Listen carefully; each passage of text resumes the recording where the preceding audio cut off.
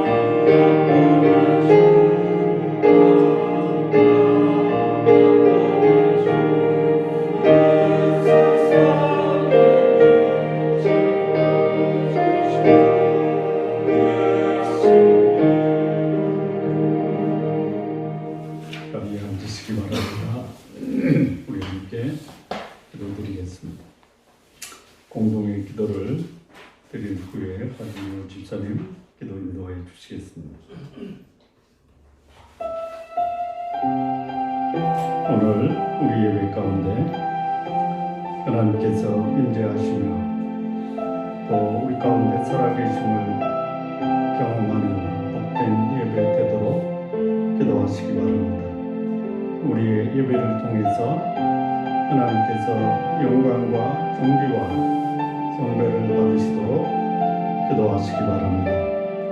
이 시간 주 앞에 간절한 마음으로 나와 나의 가정 그리고 나의 사랑하는 조국 주께서 자비와 긍휼로 충만케 하시기를 구하시기 바랍니다. 한 주간 주께서 베푸신 은혜 감사드리며 부정한 삶 정결케 하기 위해 주 앞에 자백하시기 바랍니다.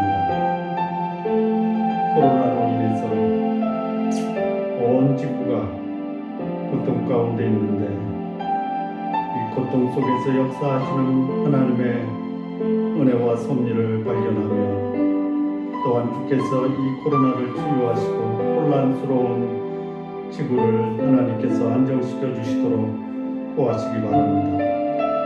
4월 15일 국회의원 선거가 있습니다. 우리 국민들이 하나님을 두려워하며 백성을 기히 여기고 개인의 욕망과 탐욕을 내려놓고 나라의 많은 문제를 지혜롭고 슬기롭게 극복하는 지도자들을 선출하도록 기도하시기 바랍니다. 선교사님들을 위해 기도해 주십시오. 하나님께서 우리 선교사님들 안전하게 보호하시고 그들이 구하는 간절한 간구와 기도에 응답하시며 그들이 뿌린 복음의 씨가 아름다운 열매 맺도록 기도해 주십시오. 육체가 연약한 성도들을 위해 기도해 주시기 바랍니다. 하나님께서 우리 연약한 성도들 강건하게 하시며 치유되어야 할 부분 온전하게 회복시켜 주시도록 기도하십시오. 마음이 곤고하고 지친 영혼들에게 주께서 위로하시고 주의 평강으로 충만케 하시기를 기도하시기 바랍니다. 우리의 사랑하는 가족들 중에 주를 믿지 않은 분들 주께서 그 영혼을 구원해 주시도록 기도하십시오. 각 가정에서 하는 사업, 다니시는 직장 외에 주의 은혜가 넘치도록 기도하시기 바랍니다. 좋은 남교회가 거룩한 하나님의 공동체가 되게 하시고 주의 말씀과 은혜 위에 견고하게 세워지도록 기도하시기 바랍니다. 성도님들의 각 가정을 주께서 복되게 하시고 악한 세력으로부터 보호하시며 오직 예수 그리스도만이 주인이 되어 주의 사랑과 공의로 가득한 하나님의 나라 모두 이루시도록 우리 이 시간 합심해서 함께 기도드리겠습니다. 살아계신 하나님 아버지, 오늘 우리 예배 가운데 임하여 주옵소서. 우리의 예배를 통해서 하나님께서 영광과 존귀와 경배를 받으시기를 구합니다. 이 시간 주 앞에 간절히 구하오니 나와 나의 가정, 나의 사랑하는 조국을 주의 자비와 긍휼로 충만케 하옵소서. 한 주간 주께서 베푸시는 은혜에 감사합니다.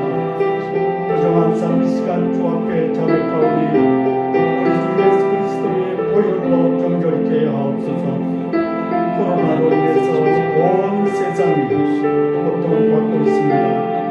하나님 아버지, 이러한 때에 주께서 역사하시는 은혜를 경험케 하시고 코로나 전염병에 대한 하나님의 뜻과 섭리를 알 수 있게 하여 주옵소서.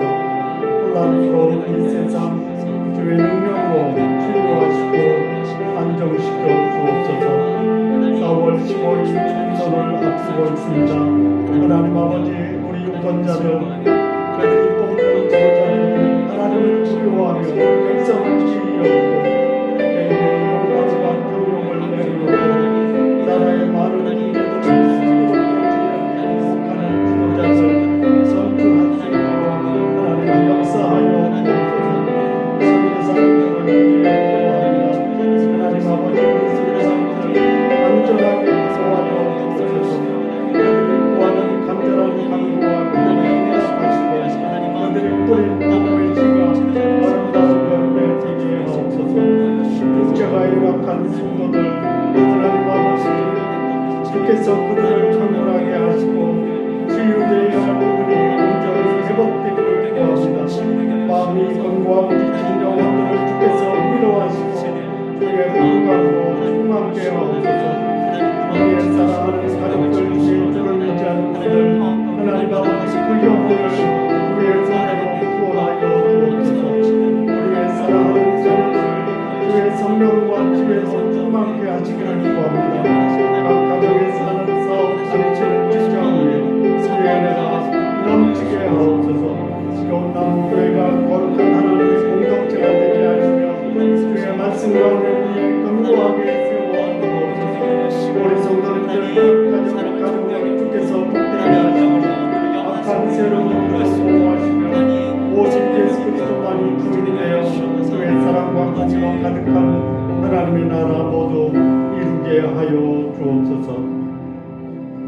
하주효 집사님 기도 인도해 주시겠습니다. 여호와는 마음이 상한 자를 가까이 하시고 중심으로 통회하는 자를 구원하시는 분. 하나님 아버지, 세계가 휘청거리는데 하나님은 저희 안에서 부지불식 중에 지은 죄를 돌아보고 회개하는 은혜를 허락하시고 회개에 합당한 열매를 맺는 자가 되게 하여 주옵소서. 거저 주신 구원의 은혜를 더 깊이 감사하게 하옵소서. 빛으로 소금으로 살게 하시며 저희의 행실이 착하여 저희를 통하여 하나님이 영광 받으시고 하나님을 알아가는 자들이 있게 하옵소서. 저희의 통회하는 모습을 보시고 고치실 하나님을 기대합니다. 모든 것을 주관하시는 하나님 아버지 앞에 한없이 어리석고 죄 많은 연약한 존재임을 알고 겸허히 살아가게 하여 주옵소서. 어려운 나라 어려운 사람 더욱 힘든 이 시기에 조금이라도 나누고 베푸는 마음을 허락하여 주옵소서. 온 세계가 하나님의 공의로 다스려지게 하여 주옵소서. 하나님 아버지, 국가가 어려울 때마다 마음을 모았던 저희 나라가 어려움 속에서도 들려오는 희생과 봉사와 나눔의 따뜻한 소식들이 있어 감사합니다. 고국을 떠나있던 사람들도 보호받을 수 있어 감사합니다. 이번 총선을 통하여 하나님을 두려워하고 국민을 사랑하는 마음을 더 가진 자들이 선택되게 하여 주시옵소서. 선교사님 가정과 사역을 아버지 하나님께서 손수 아름답게 하시며 더욱더 지키시고 저희도 기도와 물질로 돕게 하여 주시옵소서. 주께서 세우신 저희 교회가 하나님 뜻에 더욱 합당한 교회 되게 하시고 영혼들이 참된 진리를 알고 깨달아 자유와 평강함을 누리는 일이 더욱 많아지게 하여 주시옵소서.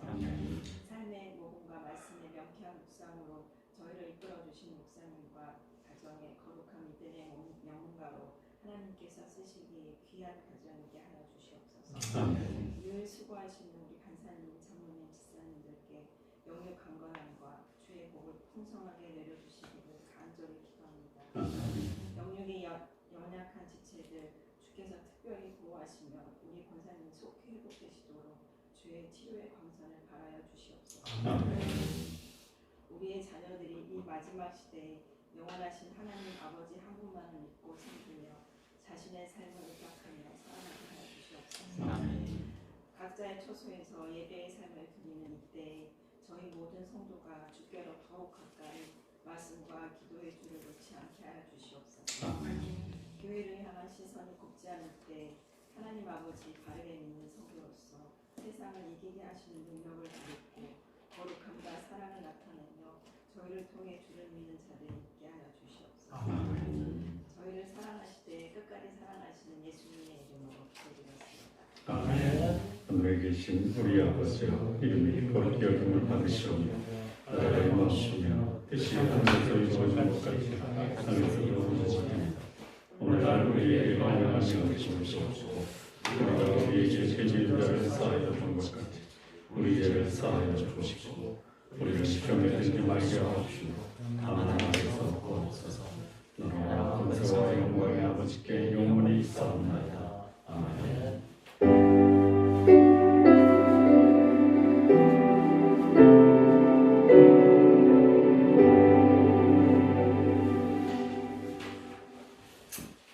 오늘 우리 함께 나눌 말씀입니다. 사무엘 하 2장 1절에서 11절 말씀 우리 함께 교독하시겠습니다. 그 후에 다시 여호와께 여짜와 아뢰되 내가 유대 한 성읍으로 올라가리이까 여호와께서 이르시되 올라가라. 다시 아뢰되 어디로 가리이까 이르시되 헤브론으로 갈지니라.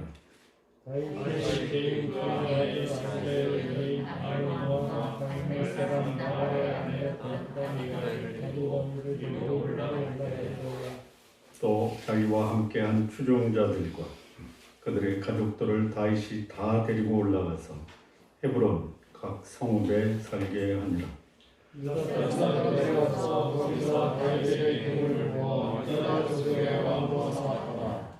어떤 사람이 다윗에게 말하기를 너를 장사한 사람은 길르앗 야베스 사람들이니라 하매 다윗이 길르앗 야베스 사람들에게 전령들을 보내 그들에게 이르되 너희가 너희 주 사울에게 이처럼 은혜를 베풀어 그를 장사하였으니 여호와께 복을 받을지어다. 너희가 이 일을 하였으니 이제 여호와 앞에서 은혜와 진리로 너희에게 베푸시기를 원하노. 나도 이 선한 일을 너희에게 갚으리니. 이제 너희는 손을 강하게 하고 담대히 할지어다. 너희 주 사울이 죽었고 또 유다 족속이 내게 기름을 부어 그들의 왕으로 삼았음이니라 하니라. 사울의 그 사람과 내 아들 아브넬이 이미 사울의 아들 이스보셋을 데리고 마하나임으로 건너가 길르앗과 아술과 이스라엘과 에브라임과 베냐민과 온 이스라엘의 왕으로 삼았더라. 사울의 아들 이스보셋이 이스라엘 왕이 되었기에 나이가 40세이며 9년 동안 왕위에 있습니다. 유다 족속은 다윗을 따르니. 함께 읽겠습니다. 다윗이 헤브론에서 유다 족속의 왕이 된 날수는 7년 6개월이더라. 기도하시겠습니다. 하나님 아버지, 세상이 혼란스러울 때 우리 가운데 거하시는 견고하신 하나님 아버지가 있음을 인해 감사합니다. 주 안에 있는 우리가 그 안에서 평안하고 안전하며 주의 은혜 가운데 풍성한 삶 살아갈 수 있도록 역사해 주옵소서. 오늘 주의 말씀을 통해서 우리를 돌아보고 또 주의 말씀의 교훈이 우리의 삶을 더 강건하며 또 온전한 삶 살아갈 수 있는 복된 말씀 되게 하옵소서. 예수님의 이름으로 기도합니다. 아멘. 다윗이 처음에 베들레헴에서 기름 부음을 받은 그때가 청소년 시기입니다. 아무도 그의 이름과 또 그의 가치를 인정하지 않았을 때 하나님께서는 베들레헴에 있는 한 목동 다윗에게 그의 시선을 멈추고 사무엘을 보내 그에게 기름을 붓습니다. 그리고 오늘 이 다윗의 나이는 30입니다. 30. 그래서 처음 기름 부음을 받고 다윗이 무려 한 15년 정도 똑똑한 훈련을 치르게 됩니다. 성도님들 15년 고생하고 15년 후에 낙이 있으면 15년 견디시겠습니까? 아니면 뭐 복은 필요 없다. 그냥 오늘 하루 세끼 먹고 평안하면 된다. 드시겠습니까? 네? 큰 일을 하는 사람은 반드시 고쳐야 되는 게 뭐냐? 훈련 받지 않고 큰 일을 맡으면 본인과 또 그가 맡은 공동체의 불행을 가져올 수 있다라는 것입니다. 자, 이제 사울이 죽었습니다. 네. 그리고 새로운 역사의 전환기를 맞게 됩니다. 다윗은 도망자 신세를 면하고 이제 그가 이스라엘의 왕위에 오를 수 있는 기회가 됩니다. 그리고 이제부터는 다윗의 인생이 그 지리하고도 무더운 여름이 지나고 추수의 계절이 됩니다. 그래서 전에 하나님께서 사무엘을 통해 기름 부음을 받은 이 다윗이 조로의 기회, 즉 이스라엘의 임금이 될 수 있는 조로의 기회가 되었다라고 볼 수 있습니다. 자, 이 순간 다윗의 모습을 좀 우리가 주의 깊게 바라볼 필요가 있습니다. 이미 15년 전에 기름 부음을 받았습니다. 그리고 무주 공산입니다. 아무도 다윗을 소위 경쟁자로 생각할 사람이 없는 시기입니다. 그래서 다윗이 이렇게 생각할 수 있습니다. 다윗의 마음을 들여다보면 사울이 죽었으니까 이제는 내 차례다 라고 말할 수 있습니다. 그렇게 말하는 것이 전혀 어색하거나 또 사람들에게 동의를 받지 않는 사항이 아닙니다. 그런데 사울이 서두르지 않습니다.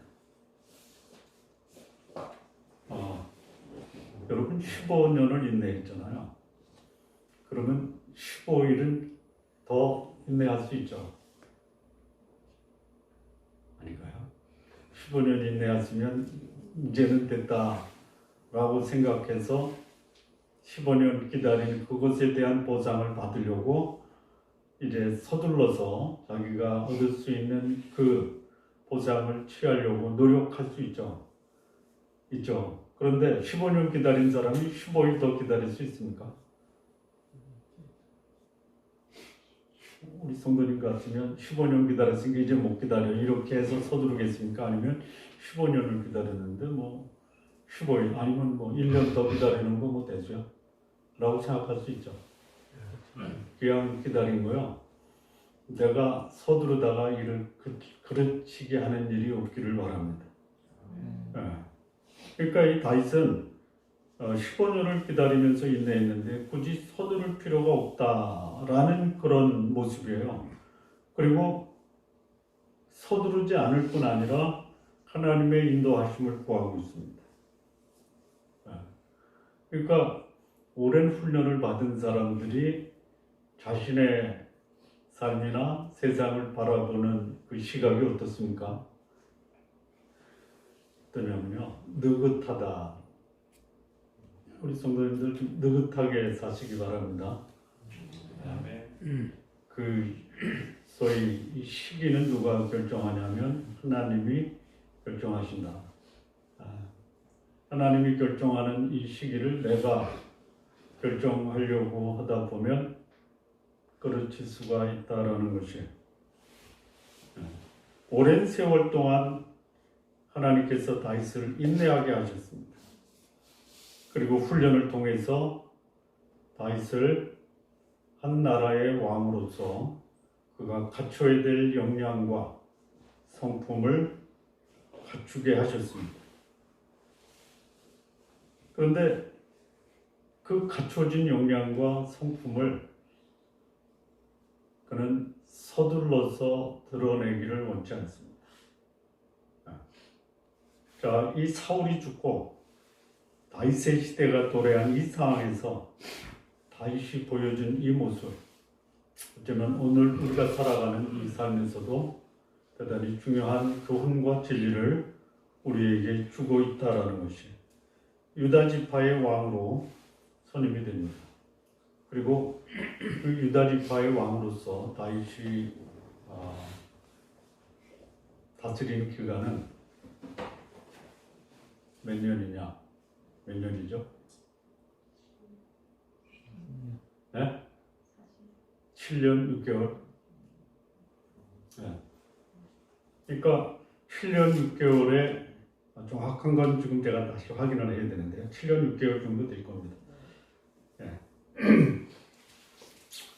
자, 그런데 이 다윗이 왕이 되기 전, 그리고 그 왕에 오르는 과정에서 보여준 그의 모습. 첫 번째는 뭐냐면요. 1절을 한번 보시죠. 1절, 2장 1절. 그 후에는 뭐냐면 사울의 장례를 치른 후입니다.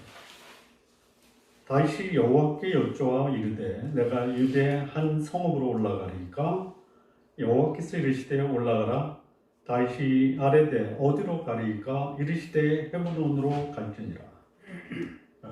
이게 다윗이 임금에 오르기 전에 보여줬던 아주 좀 이상하고 특별한 모습입니다. 그러니까 아주 구체적으로 그리고 아주 사소한 것까지도 다윗이 자기가 의사결정이나 행동하기 전에 하나님과 의논하고 또 하나님께 여쭙고 그리고 하나님이 하신 말씀에 따라 행동했다라는 거죠. 이게 아주 그래야 된다라고 하는데요. 그러는 사람이 없다. 거의. 쉽게 얘기하면요. 아침에 식사할 때 기도하고 식사하시죠. 오늘도 입 아프셔서 감사합니다. 오늘도 건강하게 해주십시오 하고 식사 드시죠.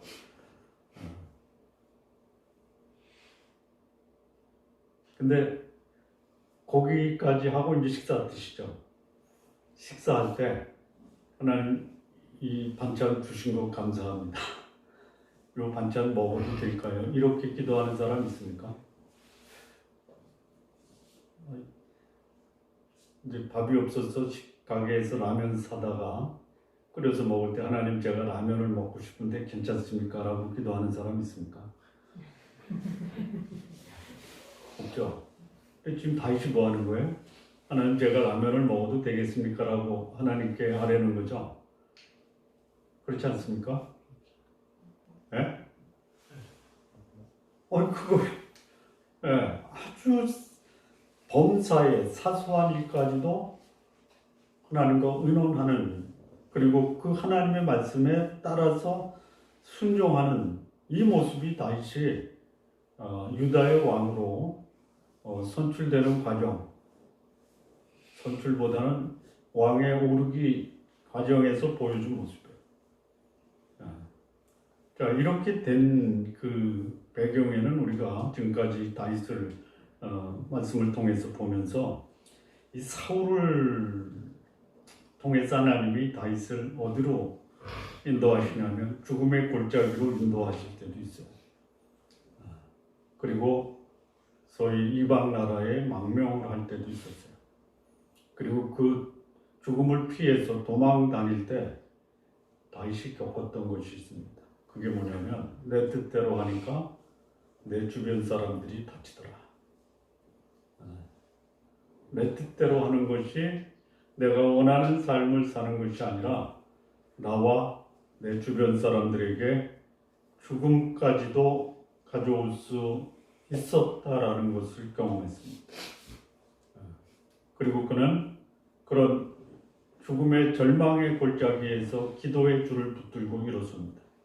기도의 줄을 붙들고 일어섰다라는 것은 뭐냐면 하나님과 관계가 회복이 됐다라는 것이죠. 그래서 그가 기도의 줄을 붙들고 일어서면서 그는 하나님 마음에 합한 사람으로 점점 성숙해졌습니다. 자신의 생각과 판단이 자신과 다른 사람에게 해를 끼쳤다라는 것을 경험합니다. 그리고 기도를 통해서 자신이 회복되었다라는 것을 경험한 이 다윗, 이제는 온전히 온 이스라엘의 임금은 아니지만 그가 하나님의 사람, 즉 범사의 하나님과 의논하면서 사는 사람으로 변화되었다라는 것이, 한 지파의 왕으로서 그는 하나님 마음에 합한 자로서 자신의 행동과 판단 이전에 내가 행동하고 판단하는 하나님의 뜻이 무엇인가를 먼저 하나님께 묻고 있다라는 것이에요. 자, 여기 보면 참 아주 특별합니다. 뭐를 묻냐면요, 어디로 가리까? 지금 올라가리까? 그러면 어디로 가리까? 이게 뭐예요? 거처를 정할 때 하나님의 뜻을 묻는 것입니다. 여러분 이사할 때 기도하고 이사하십니까? 기도하고 이사하십시오. 직장을 옮길 때도 기도하고 옮기십시오.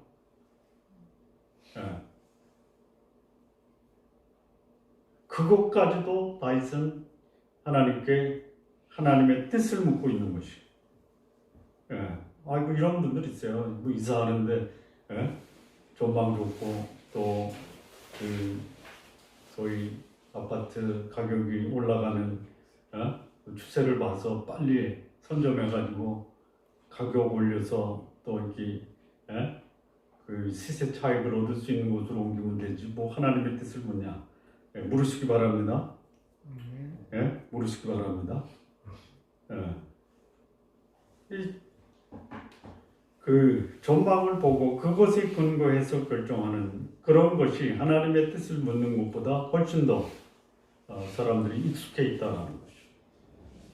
저도 뭐 살아오면서 그런 가정들이 참 많았던 것 같아요. 그러니까 나한테 좋으면 이것도 하나님의 뜻이다라고 생각해서 결정하는 것. 다윗은 자신이 행동하기 전에 먼저 하나님과 의논하면서 결정권을 하나님께 두었다라는 것이요. 잠언 3장 6절의 본문은요. 너는 범사에 그를 인정하라. 그리하면 그가 내 길을 지도하시리라. 내 삶을 내가 인도하는 것보다 내 삶을 전능하신 하나님, 완전하신 하나님이 인도하시는 이런 삶을 다윗이 추구했다면 우리도 범사에 하나님의 뜻을 구할 수 있는 삶을 살아야 되겠다라는 것이. 신앙생활이 뭐냐? 신앙생활이 뭡니까? 신앙과 생활이 일치되는 겁니다.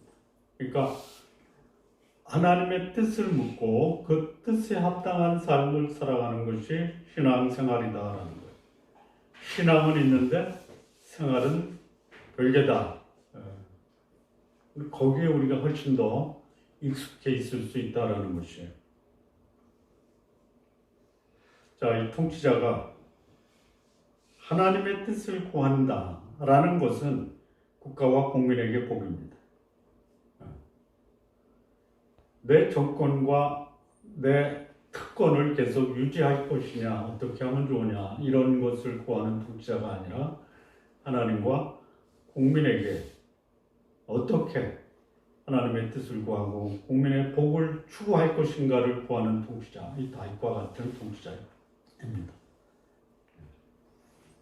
자, 국방력, 경제력, 외교력 쌓는 것 중요합니다. 그러나 무엇보다도 통치자가 하늘을 두려워하고 바른 삶을 살도록 바른 통치와 국민들을 인도하는 것이 훨씬 중요한 지도자의 덕목이다라는 것입니다. 다윗이 보여준 유다의 왕으로서 그가 보여준 것은 범사에 하나님과 의논하고 상의해서 의사결정을 했다라는 것이죠.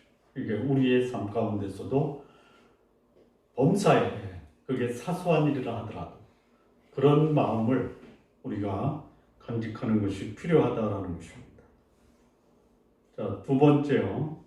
유다 지파의 사람들이 다윗에게 두 번째 기름을 부어서 유다의 왕으로 섰는데요. 이 3절 4절입니다. 또 자기와 함께한 추종자들과 그들의 가족들을 다윗이 다 데리고 올라가서 헤브론 각 성읍에 살게 하니라. 유다 사람들이 와서 거기서 다윗에게 기름을 부어 유다 족속의 왕으로 삼았더라. 어떤 사람이 다윗에게 말하여 이르되 사울을 장세한 사람은 길르앗 야베스 사람이니이다 하며. 그러니까 다윗이 평생에 3번 기름 부음을 받는데요. 첫 번째는 청소년 시절의 베들레헴입니다. 두 번째는 30입니다. 30. 제대로 훈련 받으면 30에도 임금이 될 수 있어요. 그래서 두 번째 기름을 받아서 유다의 왕이 됩니다. 세 번째 기름 부음을 받은 것은 전 이스라엘 장로들이 와서 다윗을 이스라엘의 임금으로 삼는 게 세 번째입니다. 자, 온갖 죽음의 위협, 고난의 과정을 통해서 다윗은 세상이 어떤 것을 경험합니다. 정치가 무엇인 것을 실감합니다. 사람들이 어떤 것인가를 경험합니다. 기름 부음 받기 전에 그가 알았던 전 세상은 양들입니다. 양. 그런데 기름 부음을 받고 15년 동안 그런 세상을 경험합니다. 정치를 경험합니다. 전쟁을 경험합니다. 사람을 경험합니다. 이게 지도자가 되기 위해서 겪어야 될 영역입니다. 사람을 모르면요, 지도자가 될 수 없습니다. 세상을 모르면 지도자가 돼도 세상을 제대로 통치할 수가 없습니다. 전쟁을 경험해 보지 않으면 위기로부터 국가를 지켜낼 수가 없습니다. 사람을 알아야 돼요.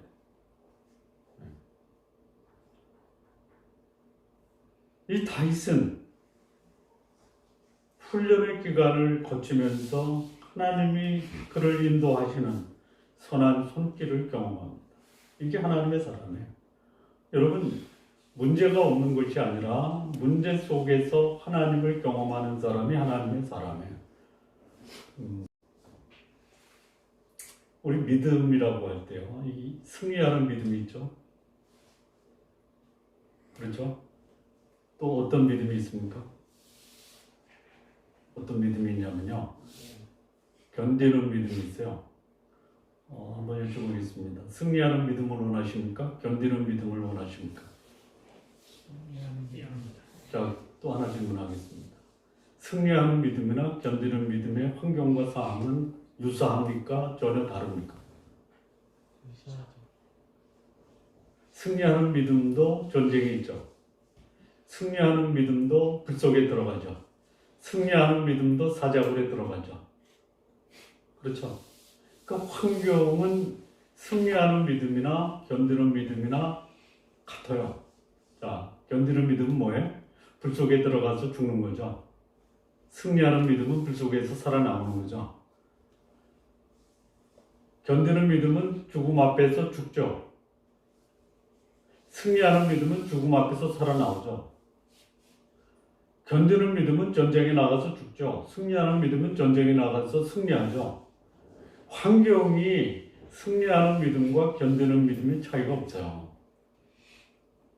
그런데 어떤 믿음이 하나님께서 더 가치 있게 여기시고 그 믿음을 지킨 자를 하나님이 보상해 주십니까? 승리하는 믿음을 가진 사람을 보상해 주십니까? 견디는 믿음을 가진 사람을 하나님이 보호해 주시고 보상해 주십니까?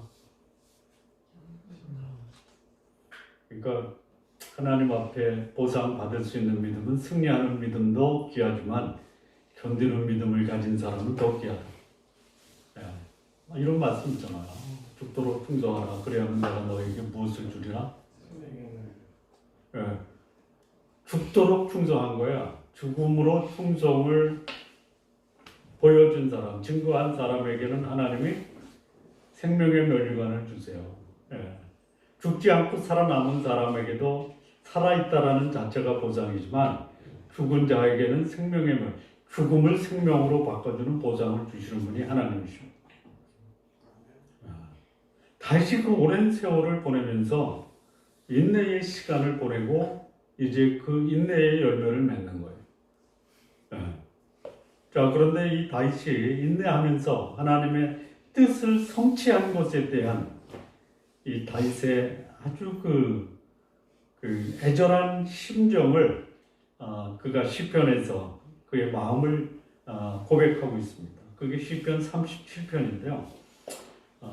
우리 시편 37편 1절에서 11절 말씀을 좀 같이 보셨으면 좋겠습니다. 제가 읽겠습니다.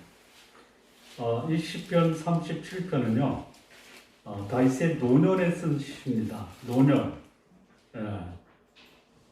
노년에 쓴 시라는 것을 어떻게 알 수 있냐면요, 여러분 시편 37편 피셨죠? 25절 한번 먼저 보시겠습니다. 25절 보면은요, 같이 읽을까요? 시작. 내가 어려서부터 늙기까지 의인이 버림을 당하여 그의 자손이 거룩함을 보지 못하여. 다윗이 어려서부터요 늙기까지, 지금 이 시편 37편을 쓴 시기는 언제입니까? 늙어서 쓴 거예요. 인생 전체를 살고 보니까 이 시편 37편이 다윗의 고백이 된 겁니다. 자, 1절 보시죠. 악을 행하는 자들 때문에 불평하지 말며 불의를 행하는 자들을 시기하지 말지어다. 살다 보니까요, 악을 행하는 자들 때문에 불평하죠. 이게 나라냐 뭐 이런 거 있잖아요. 굶어 죽는데 점점 좋아지고 있다 라고 불평 불만할 수 있죠. 근데 인생을 다 살아보세요. 다윗처럼. 그러면 뭐라 그래요? 악을 행하는 자들 때문에 불평하지 말라. 불의를 행하는 자들을 시기하지 말라. 왜 그래요? 2절 보시면요, 그들은 풀과 같이 속히 배임을 당할 것이며 풀은 채소같이 세잔할 것입니다. 악이 득세해도요, 결국 뭐예요? 속히 배일 것이다. 그리고 세잔할 것이다. 그래서 이 다윗은 이렇게 권면하는 거예요. 여호와를 의뢰하고 선을 행하라. 땅에 머무는 동안 그의 성실로 먹을 거리를 삼을지어다. 하나님을 의뢰하고 성실하게 살아라. 이 4절 말씀, 이 말씀이 수많은 사람들에게 감동을 줬어요. 또 여호와를 기뻐하라. 그가 내 마음의 소원을 내게 이루어 주시리로다. 내 길을 여호와께 맡기라. 그를 의지하면 그가 이루시고 내 의를 빛같이 나타내시며 내 공의를 정오에 빛같이 하시리로다. 상황과 환경이 불평스럽고 불만스럽지만 여기서 내가 할 일은 여호와를 의뢰하고 성실하게 살면, 그리고 하나님이 내 삶의 궁극적 소원이 된다면 하나님은 나의 소원을 이루어 주시고 내 의를 정오의 빛같이 빛나게 하실 것이다라는 것을 지금 권면하고 있습니다. 7절 보면 여호와 앞에 잠잠하고 참고 기다리라. 자기 길이 형통하며 악한 길을 이루는 자 때문에 불평하지 말지어다. 분을 그치고 노를 버리며 불평하지 말라. 오히려 악을 만들 뿐이라. 진실로 악을 행하는 자들은 끊어질 것이나 여호와를 소망하는 자들은 땅을 차지하리로다. 잠시 후에는 악인이 없어지리니 네가 그곳을 자세히 살필지라도 없으리로다.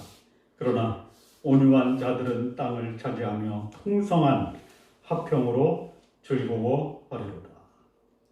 23절을 보시면요, 여호와께서 사람의 걸음을 정하시고 그의 길을 기뻐하시나니 그는 넘어지나 아주 엎드러지지 아니하면 여호와께서 그의 손으로 붙드심이로다. 25절이 그겁니다. 내가 어려서부터 늙기까지 의인이 버림을 당하거나 그의 자손이 걸칙함을 보지 못하였도다. 다윗의 인생 전체를 통해서 경험한 교훈이 뭐냐? 인생은 역경과 고난의 길이다라는 것이죠. 마치 악을 행하는 자들이 득세하고 불의를 행하는 자들이 세상의 주인공처럼 보일 수 있어요. 이게 고통입니다. 이게 역경이에요. 근데 그런 것이 우리가 살아가는 인생입니다.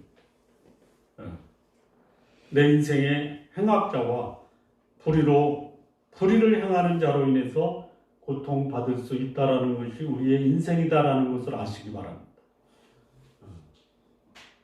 우리의 인생은 꽃길이 아닙니다. 우리의 인생은 무슨 길이에요?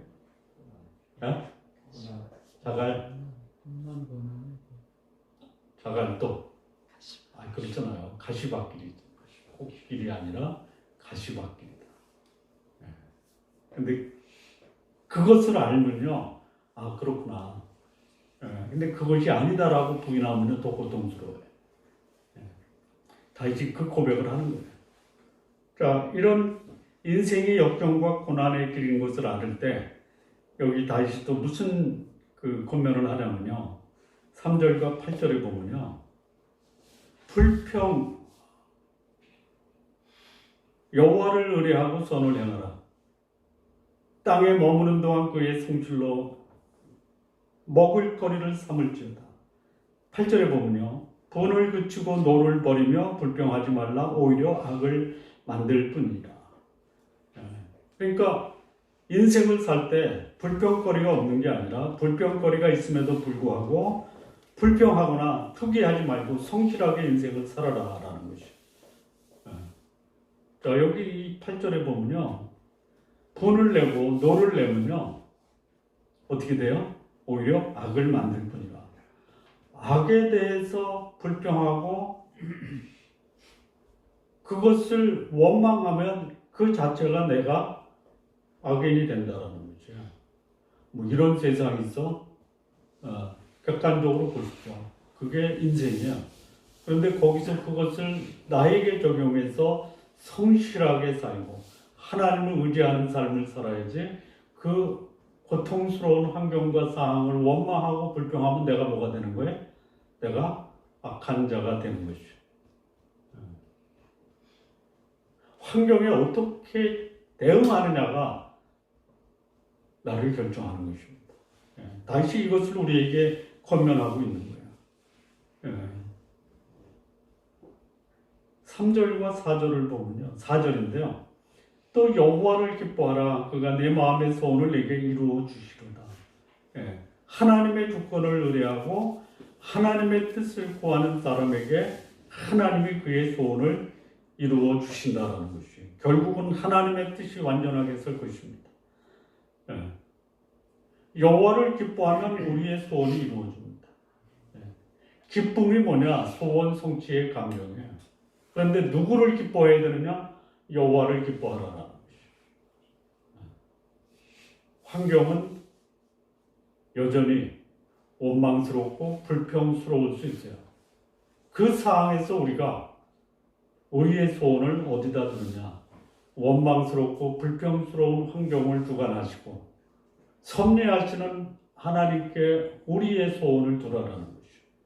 그러면 하나님께서는 우리의 소원을 이루어 주신다.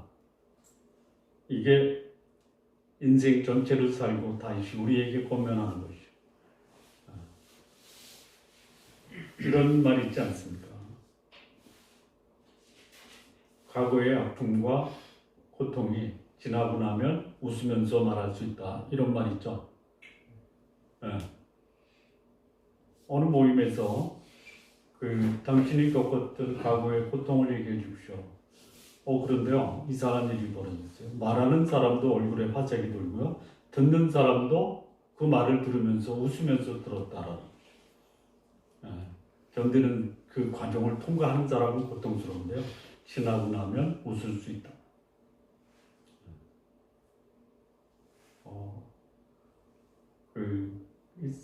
임종하는 사람들 보면 여러 가지 모습이 있는데요. 제가 경험했던 임종하는 분의 모습에는 임종하기 전에 과거에 가지고 있었던 이 원한, 원망 이거 다 내려놓고 용서하고 가시더라고요. 또 어떤 분은 임종할 때 원수 갚아달라고 유언 남기고 가는 분도 있어요.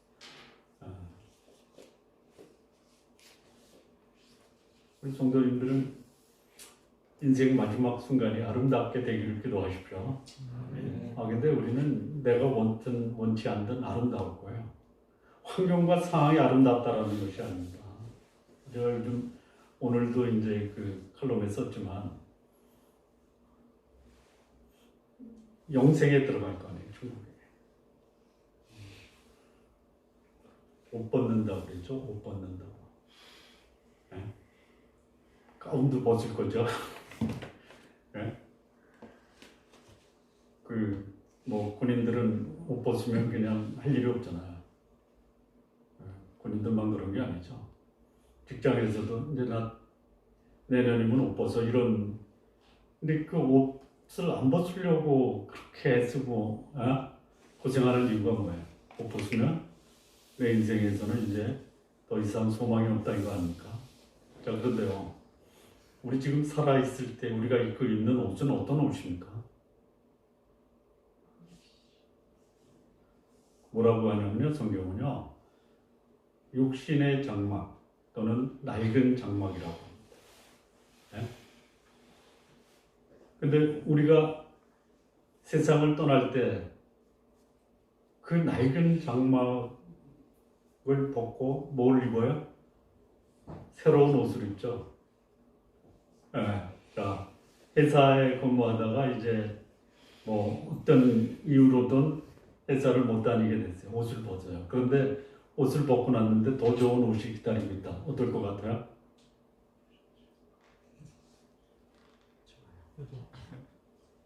빨리 옷 벗고 싶죠? 더 좋은 옷이 기다리면 입고 있던 옷 빨리 벗어버리자. 그게 뭐예요? 우리의 육신의 삶이 끝나면 우리에게 기다리는 그 세상은 영원한 세상이에요.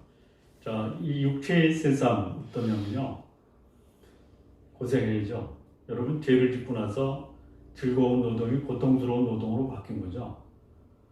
물론 그 수고의 대가로 그에 대한 소위 재정적 필요를 공급받는 것은 사실이지만, 그러나 고통스러운 거예요. 그리고 그 고통스러운 인생을 사는 그 환경과 조건도 코로나 상황과 거의 유사한 거예요. 어느 분이 올려주셨지만 우리가 하루에 맑은 공기 마시는 가치가 1억이라면요. 저는 오늘도 1억 벌었습니다. 그러니까 우리가 1년에 기본적으로 365억의 그런 가치를 얻는 거예요. 거저주는 거죠.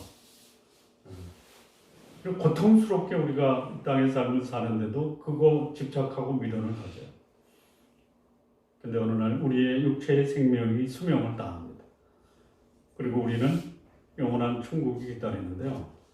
거기 가면 이 낡은 옷들 아무리 좋은 옷이라도 이거 벗어버려야 돼요. 거기서는 어떤 옷을 입습니까? 어떤 옷을 입어요? 흰 옷을 입죠. 흰 옷이 그냥 하얀 옷이라기보다는 깨끗하고 거룩한 옷을 입는 거예요. 온갖 그 오염과 그런 소위 때를 타는 옷을 입잖아요. 그래서 그 때를 가리기 위해서 입는 색깔이 뭐예요? 천국에는 검은 옷이 없습니다. 오늘 그런 건 아니지만 그 소위 검정 계통의 옷을 입으신 분들은 의도적으로 검은 옷을 입은 것은 아니지만 검은 옷을 입었으면 여기 묻은 거 다 안 보이잖아요. 천국에서 뭘 입어요? 거룩한 옷을 입는 거예요. 머리에는 뭘 써요? 그리고 거기서 천국에서 영원입니다. 우리는 100년 동안 그냥 죽으라고 일하잖아요. 죽으라고 일하다가 어떻게 해요? 죽잖아요. 아니 뭐예요? 인생은 똑같잖아. 출생하면 죽음을 향해 가는 길이잖아요. 근데 천국은 영원히 뭐 하는 거예요? 자, 어제 어떤 분이 그런 얘기 하더라고요. 돈 많이 벌면 뭐 할래? 다 두고 떠난대요. 어디로 떠나? 그냥 편히 쉴 곳에 떠난대요. 자, 우리 천국 가면 뭐해요? 편히 쉴 거죠. 편히 쉬는데요. 그냥 먹고 노는 게 아니에요. 거기서 뭐 하는 거예요? 그렇게 우리가 하고 싶었던 뭐예요? 노래 부르는 거죠. 어디서? 생명수 강가에서 노래 부르는 거예요. 그리고 우리를 구원하신 거룩하신 하나님 앞에서 그분과 교제하는 거예요. 천국에서 하는 일은요, 그야말로 은혜와 사랑 속에서 그냥 누리는 겁니다. 그러니 여기서 삶을 마치고 거기 가는 날을 사모하고 기다리면서 살아가야 되지 않습니까? 아마 다윗이 그것을 알았던 것 같아요. 알았던 것 같아요. 여호와를 기뻐하는 것이 내 마음의 소원이 이루어진다라는 것을 경험했다라는 것이죠. 그래서 그는 이런 제안을 하는 것이죠. 권면을 하는 것이죠. 7절 보면요. 여호와 앞에 잠잠하고 참고 기다리라. 자기 길이 형통하며 악한 꾀를 이루는 자 때문에 불평하지 말라. 내 마음대로 안 되는 상황에서 불평하는 것이 아니라 하나님의 뜻이 이루어질 때까지 잠잠히 참고 기다리며 인내하는 자가 하나님의 사람이다. 그러면 그에게 하나님이 보상하시는 그 복된 삶을 살 수 있다는 그게 구절입니다. 진실로 악을 행하는 자들은 끊어질 것이나 여호와를 소망하는 자들은 땅을 차지하리로다. 인내하는 자의 복, 그게 뭐냐? 기대 이상의 복을 누린다라는 거죠. 여기 땅이 부동산이라고 하는 것은 조금 협의의 의미고요. 땅을 차지한다는 것이 뭐냐? 사람에게 큰 영향력을 준다라는 거예요. 여러분이 거룩한 사람, 하나님의 사람들 특징이 뭐냐면요. 그에게 주어진 범위 내에서 사람들에게 좋은 영향을 준다라는 거예요. 우리 성도님들 사람들에게 좋은 영향을 주시기 바랍니다.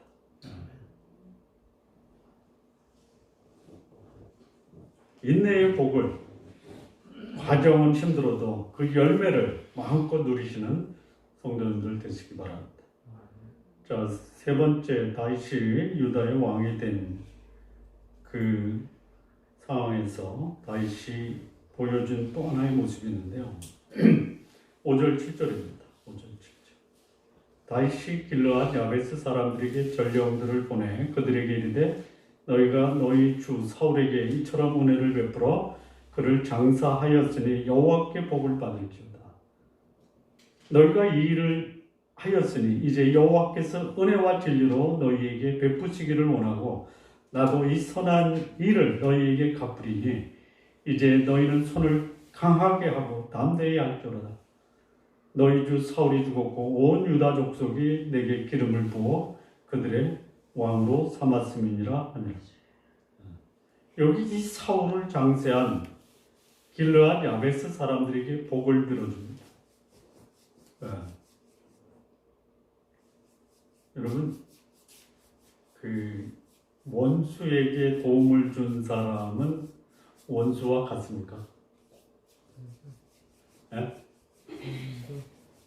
원수의 원수는 친구지만 원수의 친구는 원수죠. 그렇잖아요. 그 과거의 적이 오늘의 친구가 될 수 있는 비결은 뭐예요?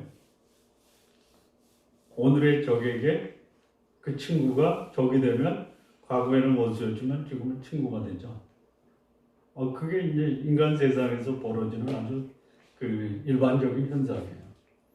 근데 다윗이 과거의 원수였던 사울이에요.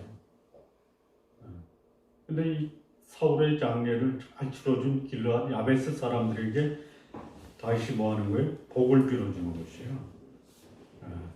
물론 다윗은 자신을 죽이려고 했던 이 사울의 죽음을 애도했어요. 애도했어요. 진심입니다. 그리고 다윗 사울의 장례를 치러준 이 길르앗 야베스 사람 그들에게 하늘의 복을 빌어준 거예요. 하나님의 복을 빌어준 것이에요. 그러니까 이 다윗이 사울의 죽음을 애도한 거나 장사를 치러준 길르앗 야베스 사람들에게 복을 빌어준 것 다윗의 진심입니다. 진심입니다.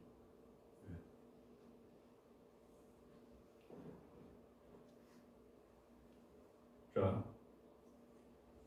원수의 친구는 원수와 같다. 그래서 원수를 도와준 사람들에게는 사람들이 뭐 하냐면 복수하죠. 복수하잖아요. 보복해요. 이게 뭐 지금도 벌어지고 있는 거예요. 한국 역사에도요. 다른 사람을 지지했는데 떨어졌어요. 그러면 당선된 사람이 그 도와준 사람의 사업 자체, 기업 자체를 다 그냥 무너뜨리는 경우도 있다라는 것이에요. 그런데 이 다윗은 자신의 원수였던 이 사울의 장례를 치러준 야베스 사람들에게 하나님의 복을 빌어주고 있어요. 이게 오늘 우리가 배워야 될 굉장히 중요한 인간관계에서 배워야 될 교훈입니다. 예수님이 누구를 위해서 오셨습니까? 원수를 위해서 오셨어요. 죄인된 우리가 원수 되었을 때 그리스도께서 우리를 위하여 죽으셨다. 우리가 죄인 되었을 때 그가 우리의 죄를 위해 죽으심으로 그분의 사랑을 보여주셨어요. 그의 신앙의 척도는 인간관계에서 볼 수가 있어요. 특별히 나한테 잘한 사람, 그들과의 관계가 우리의 신앙을 보여주지 않습니다. 우리의 신앙은 나에게 해를 끼친 사람에게 어떻게 할 것이냐. 그게 우리의 참된 신앙의 모습이고 나와 바람직한 관계를 맺을 수 없는 사람에 대해서 내가 어떻게 하느냐가 우리의 신앙을 가늠해 볼 수 있어요. 예수님이 이런 말씀을 하셨잖아요. 내가 했으니 너희도 하라. 원수는 어떻게 하셨습니까? 예수님이? 원수는 예수님이 사랑하셨어요. 그럼 우리도 예수 믿는 사람이라면 원수를 사랑할 수 있어야 된다. 쉽지는 않습니다. 제가 여러분들에게 꼭 그렇게 사십시오라고 강조할 수 없는 것은요. 저도 그렇게 살기가 쉽지 않기 때문에 그렇습니다. 근데 진리는 안 잘하는 거예요. 핍박하는 자는 어떻게 해야 돼요? 나를 힘들게 하고 고통스럽게 하는 사람은 어떻게 해요? 복을 빌어주라. 그리고 나를 미워하는 사람 어떻게 하라? 기도하라. 이게 다윗이 보여준 그가 때가 돼서 유다의 왕이 됐을 때 그가 보여준 모습이에요. 원수는 사랑하고 핍박하는 자는 축복하고 미워하는 자를 기도했던 이런 모습. 이런 모습이 다시 하나님 마음에 합했다라는 것이. 하나님의 사람의 인간관계에서 우리가 배워야 될 교훈이 뭐냐? 사람을 귀히 여기라라는 것이. 제가 뭐 별로 오래 살지는 않았어요. 근데 살면서 경험적으로 아는 것이 뭐냐면요. 조직 생활에서 어떤 프로젝트를 할 때 그 일이 안 되더라도 함께 그 일을 했던 사람들은 잃어버리지 말라라는 것이. 제가 그런 경험을 했어요.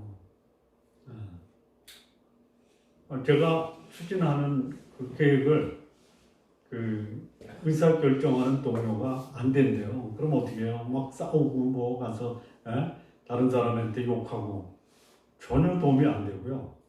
오히려 제가 생각이 짧았습니다.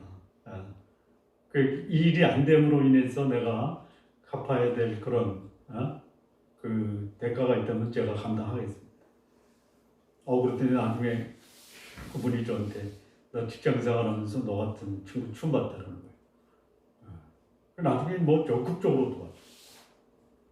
일은 안 돼도 사람은 잃어버리지 말라. 그러면 시간이 지나면 그 사람이 더 큰 일을 할 수 있도록 도움을 준다. 이게 다윗이에요. 우리의 모습도 그런 하나님이 쓰시기에 합당한 사람이 되었으면 참 좋겠습니다. 마무리 짓겠습니다.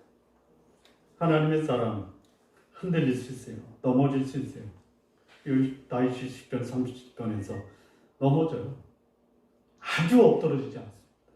왜 그래요? 여호와께서 손으로 그를 붙드시기 때문에. 다시 그런 거예요. 넘어졌어요. 흔들렸어요. 그런데 여호와께서 그를 붙들어 주십니다. 하나님의 사람 흔들리고 넘어지지만 그의 삶에서 그는 하나님의 손을 붙들고 다시 일어섭니다. 하나님의 뜻을 묻고 그 뜻에 순종하는 삶을 살아. 다윗이 한때 하나님의 때를 기다리지 못하고 자신의 때를 만들려 가려다가 이를 그르쳤어요. 그런데 이제는 하나님의 때를 기다리며 살아갑니다. 그리고 함께 일은 하지 못하더라도 미워하고 원수 같은 사람을 귀히 여기고 그를 진정으로 살아가는 삶을 살았어요. 신앙생활이 뭐냐? 인간관계 원만히 하는 거예요.